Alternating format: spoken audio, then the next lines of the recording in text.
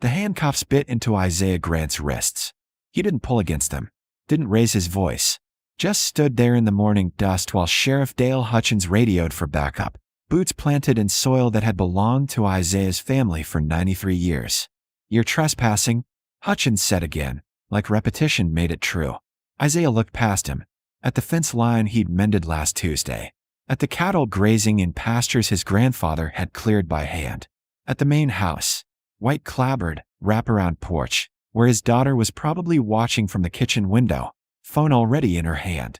"This is my land," Isaiah said quietly. "Not according to county records." Isaiah's jaw tightened, but he said nothing, because silence was strategy, and he learned a long time ago that men like Hutchins needed you to react.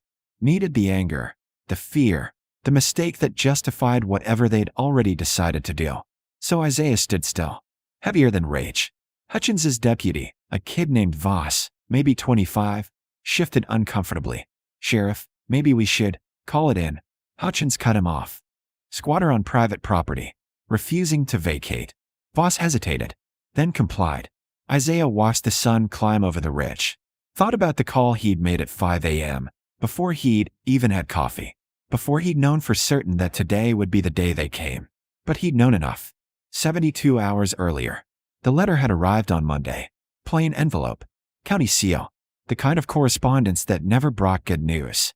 Isaiah had opened it standing in his office, a converted barn where he managed the ranch operations, payroll for his 12 employees, contracts with suppliers across 3 states. Notice of eviction and property seizure. He'd read it twice. Then a third time, slower, making sure he understood. The Grant Ranch, 2,000 acres in Montana's Bitterroot Valley, was being claimed by Cordell Energy Partners under an 1892 land deed that allegedly superseded his family's title. The deed had been recently discovered in county archives. Their claim, continuous ownership that predated the Grant family's purchase. It was absurd, legally baseless. It was also, Isaiah knew, probably just the opening move. Cordell Energy had been circling for 2 years. Polite inquiries about selling. Meetings with lawyers who smiled too much and made offers that insulted his intelligence. The ranch sat on what geologists suspected was a significant natural gas deposit. Not confirmed, but possible. Enough to matter. Isaiah had refused every offer. So now they were trying something else. He'd called his lawyer, a sharp woman in Missoula named Helena Cross who had handled his contracts for a decade. "They can't do this," she'd said immediately. "They're doing it. Isaiah, your family's been on that land since 1931. You have unbroken documentation, deeds, tax records, wills. This 1892 claim is being filed anyway." A pause. "When's the eviction date?" "Thursday, 72 hours. Helena had sworn softly. "I'll file an injunction. Get a judge to halt this until we can do it. But I need a backup plan." What kind of backup? Isaiah had looked out at the land. His cattle. The fence line his grandfather built. The earth his father was buried in. The kind that doesn't require faith in the system. Helena knew him well enough not to argue. "I'll make calls." By Wednesday evening, the injunction was denied.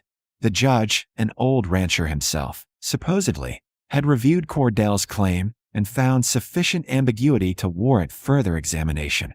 In the meantime, the Grants would need to vacate pending resolution. Translation, money talked. Isaiah had sat on his porch that night, listening to the land settle into darkness. Crickets and wind, and the low sounds of cattle bedding down. His daughter Simone had joined him, 28, Stanford MBA, working remotely while she helped manage the ranch's expansion into organic beef. "Dad," she'd said quietly, "we could fight this in court. Years if we have to. We will, but not from a motel in Billings. So what do we do?" Isaiah had pulled out his phone, scrolled to a contact he hadn't used in 15 years. A name, a number, a promise made a long time ago. "We remind people who I am." Thursday morning, Sheriff Hutchins arrived at 7 a.m. 2 patrol cars. For deputies. A man in a suit who introduced himself as representing Cordell Energy Partners. Isaiah had been waiting. He'd walked out to meet them unarmed, hands visible, expression calm. Hutchins had stepped forward with paperwork. "Isaiah Grant, you're ordered to vacate this property immediately. Failure to comply constitutes criminal trespass. This is my land. Not according to I know what it says. Isaiah's voice was steady. And I'm telling you it's wrong. Then take it up with the judge. Right now, you need to leave. No. That's when Hutchins had pulled the cuffs. You're under arrest for defying a lawful order. Isaiah had turned. Let them cuff him. Said nothing as Hutchins radioed in. And now here they stood. Dust rising in the driveway as more vehicles approached. Not police. Something else. Hutchins turned, hand moving toward his sidearm. Then he saw what was coming. A convoy. Military trucks. Humvees. Soldiers in fatigues. The lead vehicle stopped 50 yards out. A woman stepped down. Tall, graying, stars on her collar. Brigadier General Renee Harding, Montana National Guard. She walked toward them with the kind of authority that didn't need to be announced. Hutchins stared. What the hell is this? General Harding stopped 10 feet away. Looked at Isaiah. At the handcuffs. Then at Hutchins. Sheriff, she said calmly. You've made a mistake. Hutchins's face flushed red. General, with all due respect, this is a civilian matter. You don't have jurisdiction. I have a phone call. Harding interrupted. She held up her cell. From the governor, who received a very interesting briefing this morning about an illegal land seizure targeting a decorated veteran. Hutchins blinked. Veteran. Harding's expression didn't change. You didn't do your homework, Sheriff. She turned to Isaiah. Colonel Grant, she said. It's been a long time. Isaiah nodded once. General. Hutchins looked between them, confusion hardening into anger. Colonel? He's a rancher. He's both. Harding's voice cooled. Colonel Isaiah Grant, U.S. Army, retired. 26 years of service. 2 tours in Iraq. 1 in Afghanistan. Recipient of the Bronze Star, the Defense Superior Service Medal, and about a dozen other commendations your Google search wouldn't have found because his file is partially classified. The color drained from Hutchins's face. Harding continued. He also spent his last 5 years in service as a logistics commander coordinating joint operations with the National Guard, which means a lot of us owe him. A lot. She gestured toward the convoy behind her. When I got word that someone was trying to illegally seize his land, I made some calls.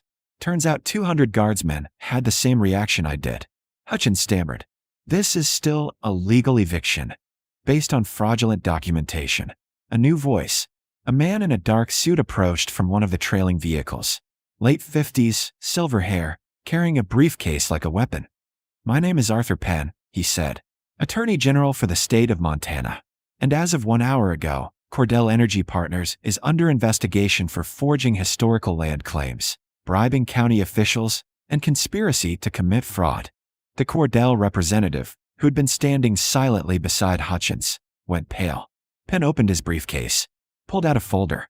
This is an emergency stay, signed by a federal judge, halting all eviction proceedings pending a full audit of Cordell's claim, which, spoiler alert, doesn't exist. The 1892 deed they cited was fabricated. Babbling, he handed the folder to Hutchins. You've been lied to, Sheriff. Question is whether you were complicit or just incompetent. Hutchins's hands shook as he took the papers. I was following orders. From home. Penn's voice sharpened. The county clerk who accepted a payoff? Or Cordell's lawyers who knew this was illegal from the start? Silence. General Harding nodded toward Isaiah. Uncuff him. Hutchins didn't move. Now, Sheriff. Voss, the young deputy, stepped forward. I'll do it. His voice was quiet. Ashamed. The cuffs came off. Isaiah rubbed his wrists slowly. Didn't look at Hutchins. Just turned to Harding. Thank you, Renee. Don't thank me. Thank your daughter. She's the one who tracked me down at 5 a.m. and explained what was happening. Isaiah smiled faintly. Simone. Of course. Penn closed his briefcase. Colonel Grant, I'll need a statement. But for now, this land is legally and unambiguously yours. Anyone who sets foot here without your permission is trespassing. He turned to the Cordell representative. That includes you. Leave. The man fled. Hutchins stood frozen, paperwork trembling in his hands. Sheriff, Penn said quietly, I suggest you go back to your office and start writing a very detailed report about who told you to come here. Because if I find out you knew this was corrupt, you'll be joining Cordell's executives in federal court. Hutchins looked at Isaiah, something pleading in his eyes. Isaiah's expression didn't change. Hutchins turned and walked back to his patrol car. Voss and the other deputies followed. The convoy pulled away, dust trailing behind them. And then it was just Isaiah, Harding, Penn, and 200 National Guardsmen standing in the morning sun on land that had never stopped being his. Simone came running from the house. She stopped in front of Isaiah, breathless, tears streaming. "Dad," he pulled her into a hug. "You did good, baby. I didn't know if it would work. I remembered you talking about General Harding, and I found her contact through the Veterans Affairs office, and it worked." He kissed her forehead. "It worked." Harding smiled. "Your daughter's persuasive. She made it clear that if we didn't show up, she'd call every news outlet in the state and make sure they knew the National Guard abandoned one of their own." Isaiah laughed. "That sounds like her." Penn checked his watch. "I need to get back to Helena. We're raiding Cordell's offices this afternoon. But Colonel, expect follow-up. This is going to be a long legal fight. I'm not going anywhere." Penn shook his hand. "No, I don't imagine you are." He left. Harding lingered. "Isaiah, I meant what I said. A lot of us owe you. If you hadn't coordinated logistics during Operation Resolute, we'd have lost people. Good people. I was doing my job. You were saving lives." She glanced at the guardsmen, still standing at attention near their vehicles. "They volunteered for this. Every one of them. When I put out the call, I had 300 responses in an hour." Isaiah's throat tightened. Harding squeezed his shoulder. "You need anything, you call." "I will." She walked back to the convoy, gave orders, and within 10 minutes, the guardsmen were rolling out. But not before each vehicle passed the main house, and the soldiers inside saluted. Isaiah stood on his porch and saluted back. Simone stood beside him, watching. When the last truck disappeared over the ridge, she said, "You never told me. About the military. About any of it." Isaiah sighed. "Didn't seem relevant. Dad, you were a colonel. I was a lot of things. Right now, I'm a rancher." She looked at him. "You're a rancher who just mobilized the National Guard with one phone call. Your phone call. Because you taught me to fight smart." She paused. "And to know who to call." Isaiah smiled. They stood together in the silence, the land stretching out before them, unbroken, unbowed. The investigation took 6 weeks. Isaiah followed it the way he followed weather reports, necessary information, but nothing that changed the work. There was always work. Fences to mend, cattle to rotate, pay to bail before the first snow. But the calls came anyway. From Penn's office, updating him on Cordell Energy's unraveling. The forged deed. The bribed county clerk who'd resigned in disgrace. The web of shell companies Cordell had used to obscure ownership. From journalists wanting interviews. National outlets, not just local papers. They wanted the story. Decorated veteran nearly loses family land to corporate fraud, saved by military loyalty. Isaiah declined them all. He didn't need the spotlight. He needed his cattle fed. 3 weeks in, Helena Cross visited. She brought documents. Settlement offers from Cordell, who were trying to avoid criminal prosecution. "They're offering restitution," Helena said, sitting across from Isaiah in his office. $2 million for the distress cost, plus legal fees. Isaiah studied the papers. "What do they want in return?" "You drop any civil claims. Sign an NDA.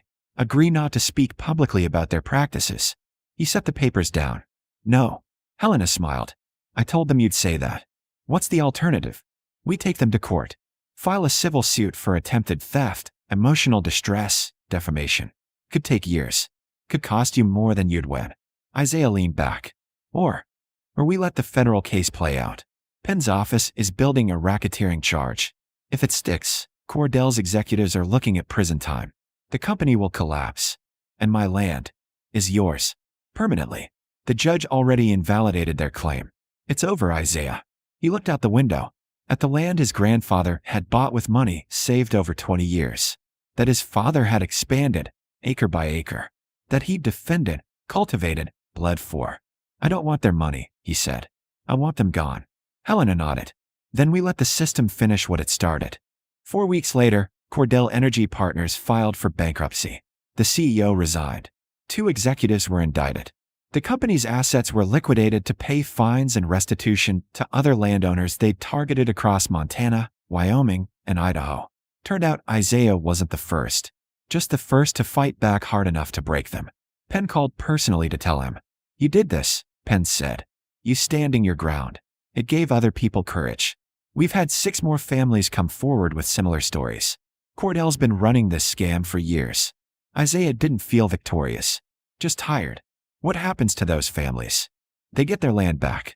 And Cordell's bankruptcy means liquidation funds go toward reparations. It's not perfect, but it's justice. Good. Isaiah. Penn's voice softened. Thank you for not backing down. I didn't do it for them. I know, but it helped anyway. Sheriff Hutchins resigned. Quietly. No press conference. Just a 2-sentence letter to the county board citing personal reasons. Voss, the young deputy, stopped by the ranch a week later. Isaiah was fixing a gate when the patrol car pulled up. Boss got out slowly, hands visible. Nervous. Colonel Grant. I wanted to apologize. For what happened. I should have questioned the order. Should have looked deeper. Isaiah set down his tools. Studied the kid. You cuffed me. No, sir. I stood there. I didn't stop it. And now I know better. Voss's voice was steady. I'm staying on the force. New sheriff's coming in next month. I want to do this job right. Thought you should know. Isaiah nodded slowly. Then do it right. I will, sir. Boss left. Isaiah went back to the gate. 2 months after the convoy rolled in, Isaiah hosted a barbecue. Not a celebration. Just a gathering. General Harding came. So did a dozen guardsmen who'd volunteered that morning. Helena Cross, Arthur Penn, some neighbors who'd brought casseroles and whispered apologies for not standing with him sooner. Simone worked the grill, laughing with soldiers who told stories about her father, stories he'd never shared. He coordinated a supply drop in a sandstorm, one of them said. Saved a unit that was pinned down. Impossible logistics. But he made it happen. Simone glanced at Isaiah, who was standing near the fence line, talking quietly with Harding. He never told me any of this, she said. The soldier smiled. He wouldn't. Your dad doesn't talk about what he's done. He just does it. Later, as the sun dropped behind the ridge and the guests began to leave, Simone found Isaiah on the porch. You okay? She asked. Yeah. You don't look okay. Isaiah sighed. I keep thinking about the families Penn mentioned. The ones Cordell targeted before me. How many gave up because they didn't have the resources to fight? Simone sat beside him. That's not your fault. I know. But it's not right either. She was quiet for a moment. Then, what if we help them? How? I've been thinking. We could set up a legal fund.